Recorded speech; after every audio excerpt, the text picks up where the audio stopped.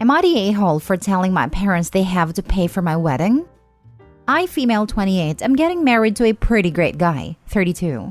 He is a teacher and he is very happy with his decision to become a teacher, while I work for a tech company, and we do pretty well financially. We have been together for 4 years and have finally decided to get married. His parents are happy and mine are overjoyed.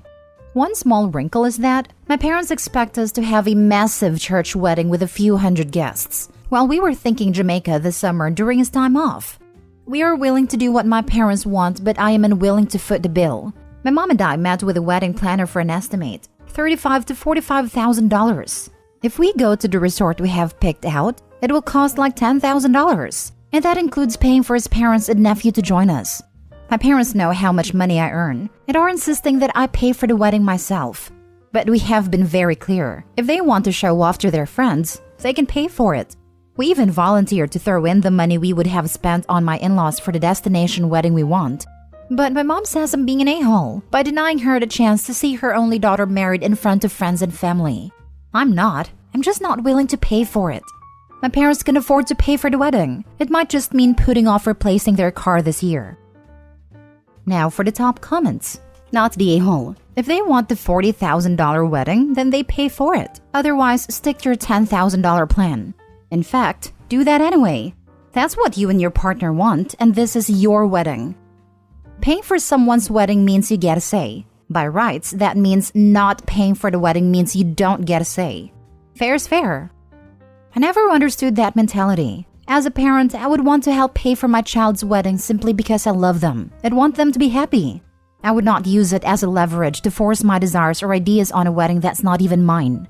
That's super controlling in my opinion. Most people start there, but assume their kid will think how they think and get frustrated with the difference between what they assumed and what is happening. It's a pretty self-centered way to parent, and only in rare cases where the kids are genuinely using the money in an inhospitable way do I think there is any excuse to intervene. For example, no chairs for a long ceremony when elderly relatives are invited or in-laws get an amazing table up front, but the paying parents are at the rejects table and back by the bathroom. That sort of thing. Not the a-hole. If it's that important to your parents, then they can pay for it. But beware of any strings that might come along with them footing the bill. They can have the wedding any way they want if they pay for it. The only thing set in stone is the date. I think they are going to find it difficult to get a venue and the rest set up in the time frame they have. My mother wanted a bigger wedding than I was willing to organize, so she did everything. I got my stress-free day and she got to watch me get married. Bonus, she paid for everything. I just showed up. Even if I had $40,000, I would not spend that amount of money of a wedding. Not the a-hole. Not the a-hole. This is why I eloped. Lol. Honestly, the audacity for your mother to expect a wedding you don't want, and also not want to pay for it is astounding. Do what makes you happy. Don't back down on this. Next story. Am I the a-hole for not giving my newly engaged cousin my grandmother's engagement ring? So, my 22 female cousin Becky, 22 female, got engaged over New Year's. When Becky's fiancé asked my uncle's permission, my uncle offered my grandma's engagement ring. She died when we were 3 because he thought that he had a ring. The ring had already passed through 2 generations to get to my grandmother, so he wanted to continue the tradition. The ring wasn't willed to anyone, nor did she verbally say who she wanted the rings to go to as far as I'm aware. But my uncle thought that he had it because he was the oldest brother. Anyway, it turns out that after my grandma died, in the process of clearing out her flat and stuff, my dad ended up with her engagement ring and wedding band. And over COVID lockdowns, we were having a clear out to see what we could donate to charity shops, and we found the rings with some of my grandma's other stuff in the attic. I asked my dad if I could have the engagement ring because I think it's pretty, emerald and diamond. I paid to have the ring cleaned, replated, and have the settings checked. I now wear the ring fairly regularly because since starting my career after uni, I've started to wear more jewelry because I think it's a simple way of looking more put together and polished. My uncle, aunt, and cousin, we're both only children, have been hunting around their house for the ring since late October, and Becky's fiancé proposed with some custom jewelry. My parents and I didn't know about any of this at the time. Over the weekend, Becky had her engagement party. I wore the ring not thinking much of it, because it went with what I was wearing, a green velvet jumpsuit.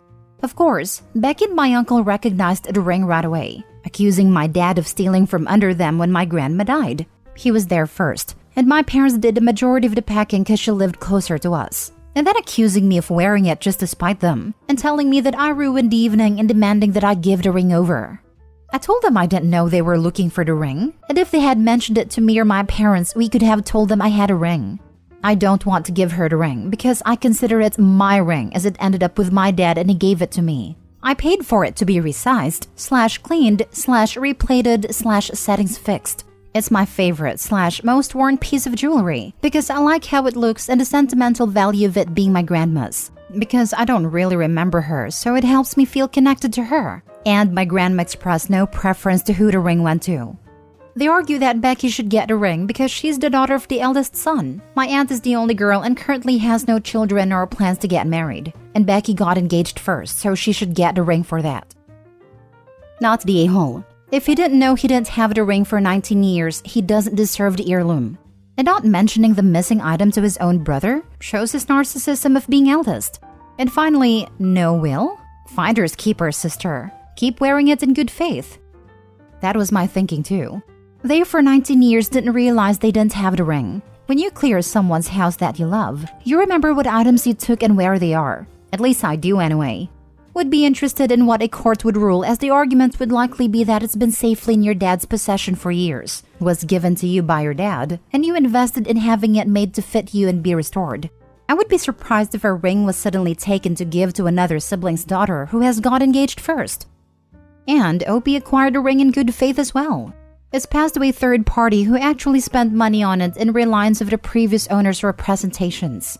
Many common law countries will likely recognize Opie as having some equitable interest in the property. Don't worry about such comments, Opie. This is a bit of a no-a-hole situation. With things like heirloom jewelry, especially something that would be a sentimental piece like an engagement ring, it should be discussed about where it goes. Once your dad found it, he should have mentioned it to his brother and they could have made a decision together. The gems could have been split to make both of you girls a ring, or they could have been kept whole and a determination of where it went could have been made collaboratively. You're now in an unfortunate position where you're attached to the ring, and your uncle and cousin are feeling like this was a bit sneaky and underhanded by your dad. Everyone is allowed to feel upset here, and truthfully, I think either everyone is going to need to be willing to compromise or cut their losses, but there will be an added strain to their relationship. You won't be wrong to keep the ring. We found both grandma's and grandpa's wedding bands at the same time, that I got cleaned and replated at the same time. I'm more than happy to let her have those rings. That way, her and her fiancé can have a matching set with a sentimental value. Next story. Am I the a-hole for not being able to pay for my parents' mortgage? My parents didn't buy a house when I was younger as my family couldn't afford it, so we lived in a rented house all the time. My dad used to work mostly lowly paid jobs, and my mom never really wanted to work. I moved out of my parents' house when I was 18 and started working full-time in 2019 and moved in with my boyfriend. My boyfriend had a deposit for a house at a time and asked me to put down my name on the house and mortgage about half the payment. We bought our house in 2020 and it was relatively cheap. Since I got a house, my parents have been accusing me that I don't help them financially. They kept on persuading me to get a mortgage in my name for them. I kept on refusing as I didn't want to take another mortgage in my name and put myself in more debt. That's if the bank would even allow me to have more than one mortgage. Anyway, my parents got the hint that I won't get a mortgage for them. So, they both decided to work as many hours as they could to qualify for a bigger mortgage. My dad would always call me and guilt-trip me that my mom is only working because I wouldn't help them. To be honest, I felt like even if I applied for the mortgage and somehow got it, then I would have to pay for it as well, which I clearly couldn't afford. Last year, they saved up enough to put down a deposit for a house. They went and bought a new build, which tend to be more expensive as well. They moved into the house last month. Since then, my mom decided that she doesn't want to work and keeps on calling to help them to pay for their mortgage. Both of my parents keep on insisting that I should pay at least half of it, which is about £600 a month. I keep on telling them that with everything going up in price, I barely have anything left at the end of the month, and I won't be able to pay. I don't really feel like talking to my parents anymore. They keep on making me feel guilty for their situation. Am I the a-hole because I can't afford to help them? Now for the top comments. We both know the only reason you're here is because you feel guilty, not because you don't know if you're an a-hole or not. You feel guilty because the people that you owe nothing to are guilt-tripping you instead of doing what they need to for their lives. Obviously, you're not the a-hole, but your parents definitely are. I have no idea to the extent of your relationship, but me personally, I just start hanging up anytime the conversation gets there. Oh, someone's at the door. I'll have to call you back. Pizza's here. Later. I have to take a dump. Bye. And only whenever this group of grown adults that brought you into a world you never asked to be brought into start hounding you about paying their bills for them when you don't even live with them. Just know that they'd be financially using you if you don't immediately leave. It is the way they talk to me now that makes me question whether it is my fault. I have been trying to be strong and not fall for their words for a few years now, but I will try to use your tactics when a conversation gets there from now on. Your mother doesn't want to work and expects you to essentially do that for her. For the love of everything that's holy, never give them money, not even in an emergency. Because after the first emergency, the second will be there soon enough. It is absolutely not your fault. Good parents would never dream of pulling this nonsense on their child. I'm sorry your parents suck, but you need not, and should not, pay their mortgage because your mom is too lazy to work like a normal human being. Last story. Am I the a-hole for telling my brother he never deserved to be a father? I have custody of my 12-year-old nephew Dex. My brother is Dex's dad. He and Dex's mom divorced when Dex was 2. When Dex was 4, brother met his current wife Shanna, and when Dex was 6, his mom died. A couple of years later, Shanna got pregnant and went into premature labor. My niece was stillborn, and a hysterectomy had to be performed to save Shanna's life after serious complications. It broke her. She was lost, and in her grief, she attempted to cling extra hard to Dex and have him beat a child she could no longer have biologically. But Dex was not Shanna's biggest fan, and he did not want to just sit with her all the time and pretend she was his mom. My brother decided Shanna should adopt Dex. He was so hard on Dex for wanting to hang out with friends or for being in his room instead of around Shanna. She became more and more possessive of Dex. My husband and I noticed, and we stepped in to try and help. But my brother became angry and kicked us out and told us we were not helping Shanna. For several months, Dex was cut off from the rest of the family and went through a lot at home. In the end, he had a huge outburst in school, and CPS became involved. And from there, Dex was removed from my brother and placed with my husband and I. It was supposed to be temporary, but my brother failed repeatedly to change how he treated Dex. At that point, he was treating his son like he was the worst person in the world. Dex told me his dad called him evil after everything that happened with Shanna. He even told him he'd hate Dex forever for not helping her, when he could easily. It seems Shanna eventually did seek help, and my brother decided this was enough to get Dex back, but CPS and the judge disagreed. He then cornered me at Christmas and told me that he deserved to be back in his son's life, and that we were punishing him for parenting decisions that many others would make in his shoes. Meaning trying to force his kid to become his wife's kid, to gloss over the loss of her own child and her ability to have a child in the future. I told him he didn't deserve to be a father after the way he treated his own child. I told him Dex should have always been at the forefront of his mind, that he never should have verbally mistreated him for not faking things for Shanna.